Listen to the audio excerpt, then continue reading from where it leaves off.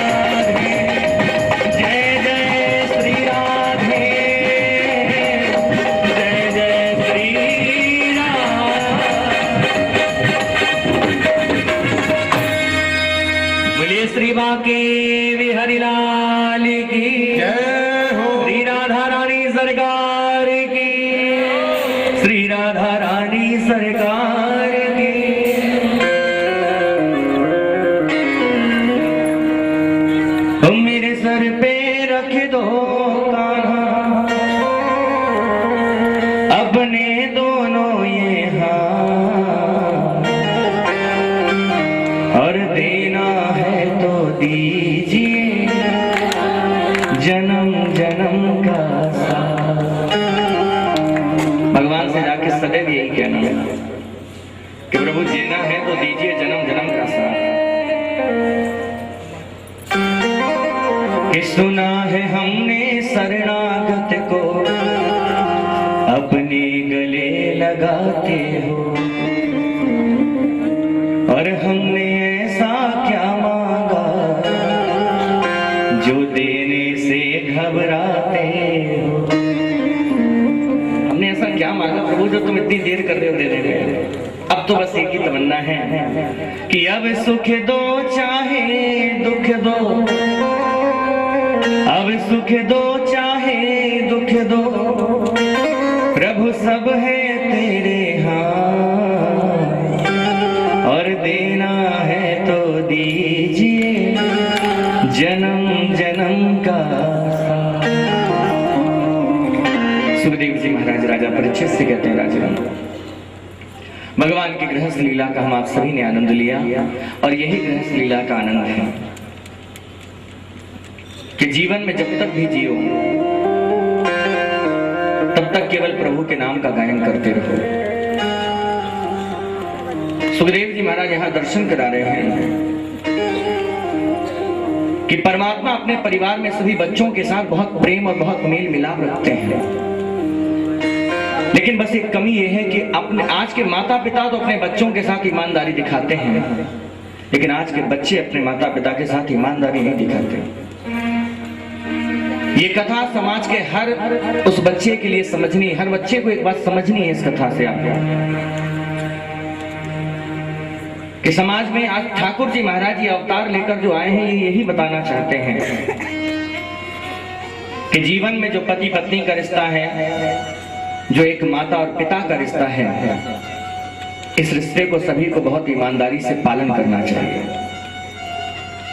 मैंने आपको बताया था कि यदि पत्थर को कभी छेनी और हथौड़े से दर्द होने लगेगा ना, तो कभी कोई भी पत्थर एक अच्छी मूर्ति नहीं बन पाएगा, क्योंकि उसको लगेगा कि मुझे तो दर्द हो रहा है।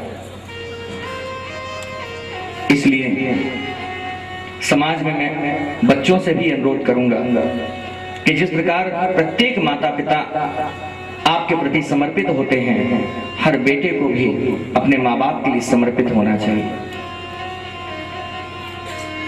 माँ बाप अपने बच्चों के लिए किस प्रकार से जीते हैं?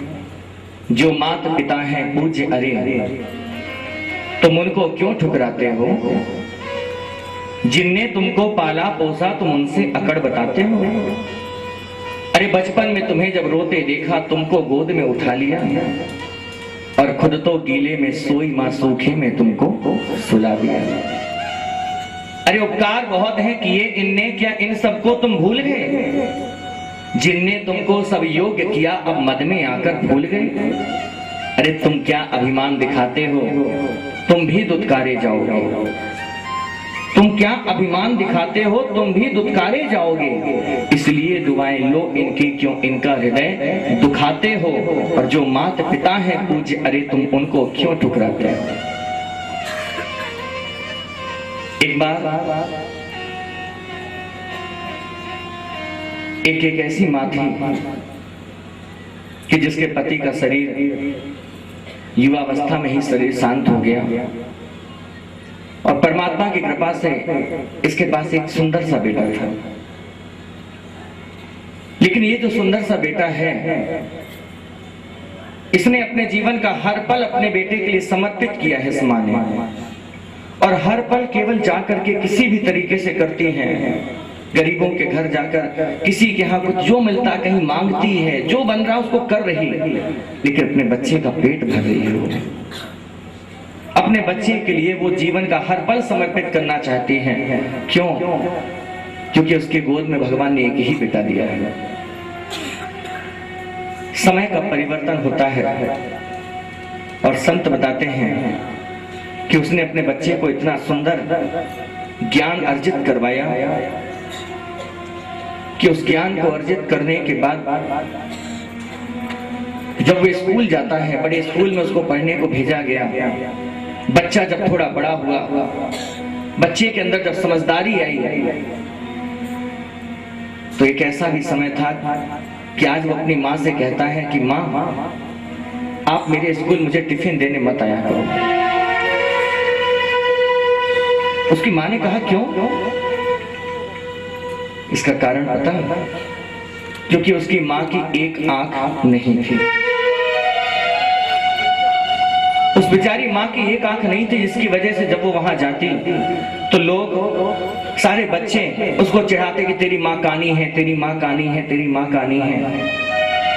तो वो कहता है माँ अब मेरे स्कूल मत आना, मेरे दोस्त गंदा गंदा कहते हैं, मैं नहीं चाहता आप मेरे स्कूल आओ।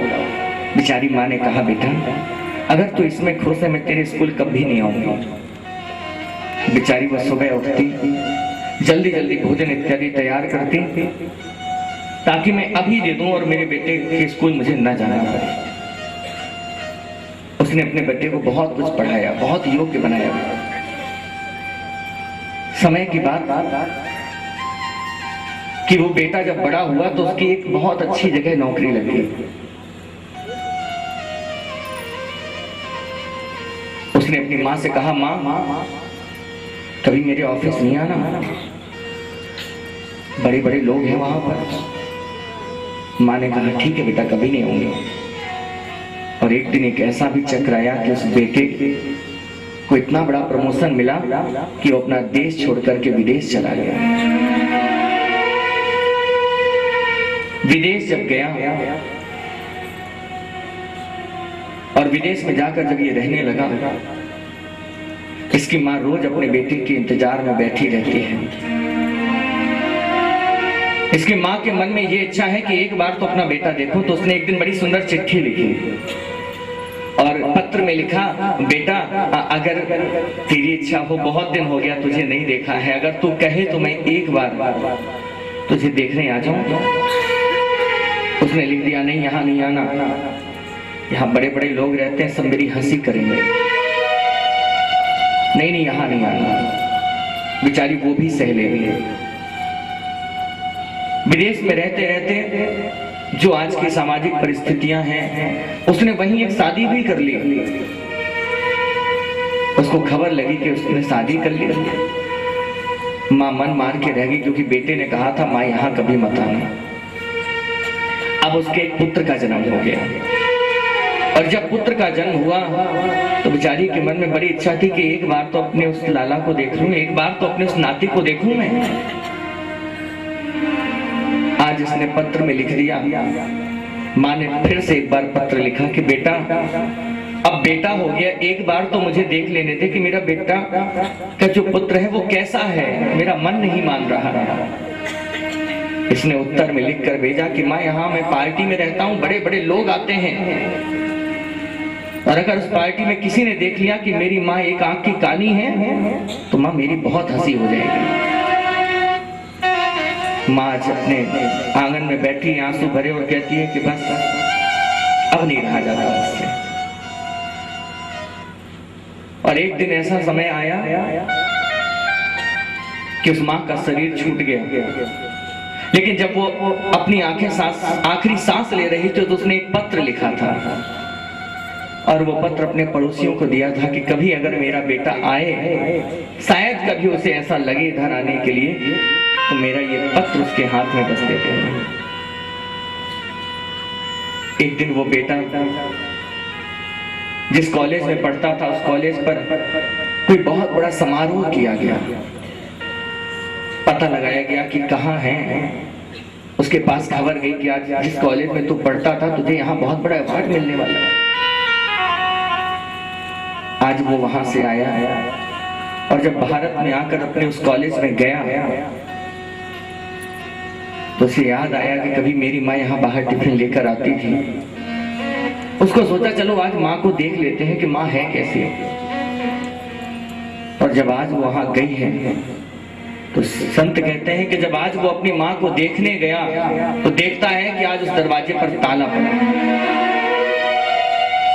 उसने लोगों से पूछा कि यहाँ मेरी माँ थी, माँ कहाँ है? पड़ोसियों ने कहा, बोले किस माँ के बारे में पूछता है तुम? अरे उस माँ के बारे में तो पूछ रहा है जो तेरी याद में रो रो करके मर गई। जैसे सुना मेरी माँ मर गई तो पड़ोसियों ने कहा, तेरी माँ तेरे लिए रोज इन आंखों में आंसू भर के बैठी रहती थी कि एक बार तो मेरा बेटा मुझे आकर के मिले, एक बार तो उसे देख लूं अंत समय पे। और तुझे शर्म नहीं आई कि तू एक बार उसे अपनी झलक दिखाता। संत कहते हैं कि जब आज उसकी स्थिति ये हो गई, उसने पड़ोसी कहते हैं एक पत्र है मेरे पास, तेरी माँ की आखिरी निशानी। वो पत्र लाकर दिया और उस बेटे ने जब पत्र खोला तो उस पत्र में जो लिखा था ना, ये पढ़ के उस बेटे की आंखों से भी आज आंसू बह चले। उस पत्र में उसकी माँ ने लिखा था कि बेटा, जिस आंख की वजह से तूने मुझे जीवन भर कभी देखा नहीं, तूने मुझे समाज में बैठने से रोका, तूने मुझे अच्छे लोगों के बीच आने से रोका, तूने मुझे सबके बीच जाने से रोका, तूने कभी सोचा है कि मेरी आंख कहाँ गई? बोले बेटा, तू जिस वक्त बहुत छोटा था ना, उस वक्त डॉक्टर ने कहा था कि मेरे बेटे की एक आंख खराब हो गई है और डॉक्टर ने कहा था कि अगर इसकी आंख नहीं लगेगी तो इसके ये देख नहीं पाएगा। तो बेटा जिस आंख से तुझे सख्त नफरत थी, मैंने डॉक्टर से कहा कि मैं एक आंख से देखूं या ना देखूं, लेकिन मेरा बेटा ये दुनिया जरूर देखना चाहिए। और बेटा मैंने अपनी वो आंख तेरी आंख में लगवा दी कि मैं एक आंख के बिना रह सकती हूँ, लेकिन मेरा बेटा ऐसा जिए कि वो शान से पूरी दुनिया देख सके। और तूने ऐसा किया कि मैंने तुझे इन आंखों से दुनिया तो दिखा दी, लेकिन तूने मुझे देखना अच्छा नहीं समझा। तो मैं अनुरोध करता हूँ इस व्यासपीठ से आप सभी लोगों से कि जीवन में सब कुछ मिलता है, याद रखिएगा। आपके जीवन में हर रिश्ते दोबारा बन सकते हैं, लेकिन अगर माता पिता आपसे एक बार खो जाएंगे तो दोबारा नहीं मिलेंगे।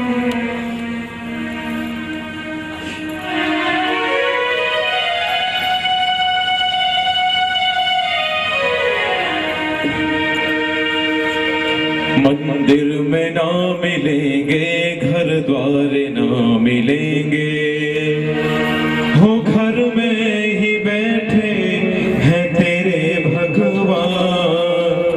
कर ले माँ को प्रणाम, कर ले पिता को प्रणाम, कर ले माँ को प्रणाम, कर ले पिता को प्रणाम, कर ले माँ को प्रणाम, कर ले पिता को प्रणाम।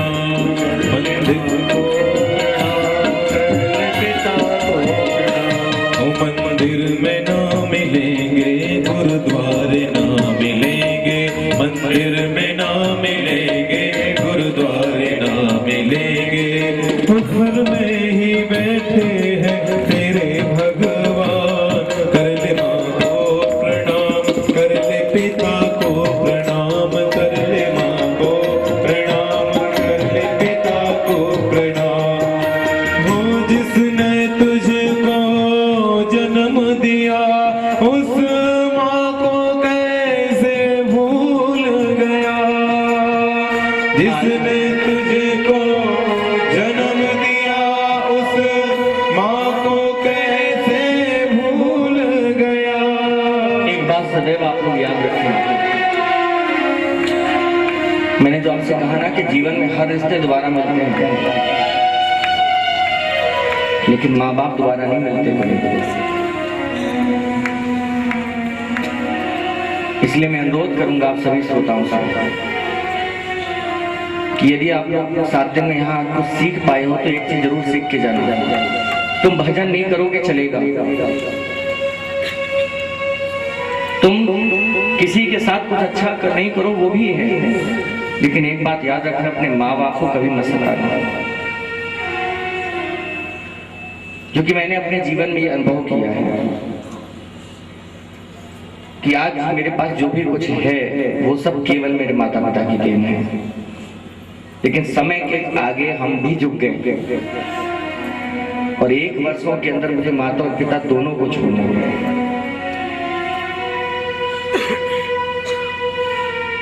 इसलिए आप सबसे मेरा ये अनुरोध है कि आप सबको भगवान ने जो सुख दिया है,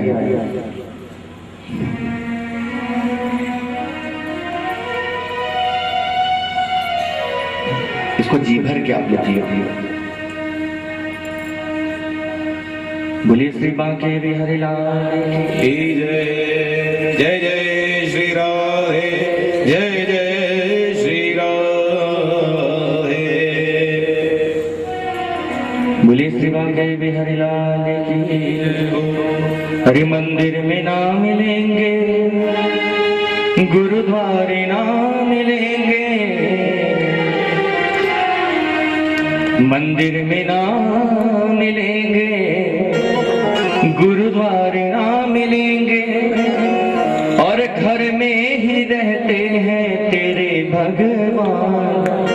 कर ले माँ को प्रणाम, अपने पिता को प्रणाम, कर ले माँ को प्रणाम, अपने पिता को प्रणाम, कर ले माँ को अपने पिता को प्रणाम, कर ले माँ को प्रणाम, कर ले पिता को प्रणाम। मंदिर में ना मिलेंगे, गुरुद्वारे ना मिलेंगे, मंदिर में ना मिलेंगे, गुरुद्वारे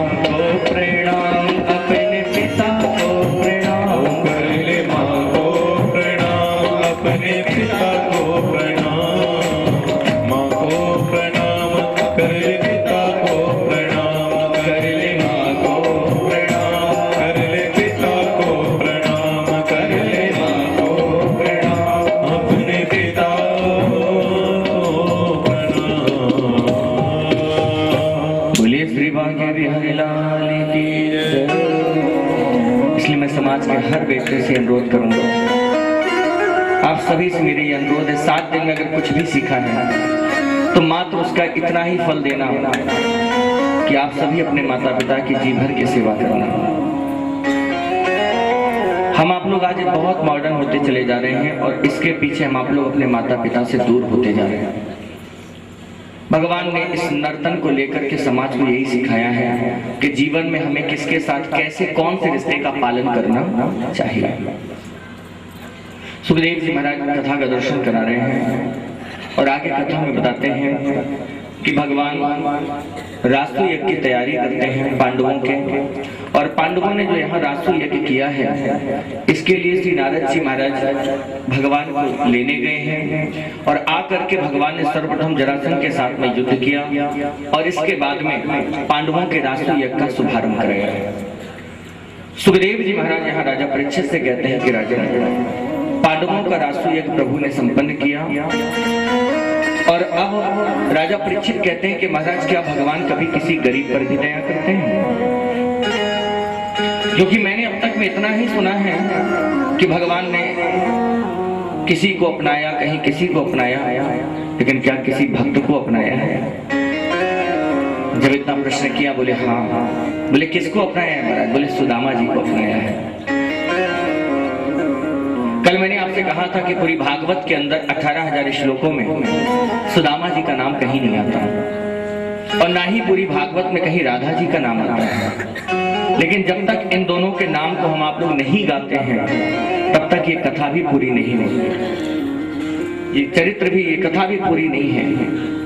याद रखिएगा ये सुदामा नाम कहाँ है, ये राधा नाम कहाँ है, क्योंकि ऐसा कोई श्लोक नहीं है भागवत में जहाँ राधा ना छिपी है, हर जगह राधा है।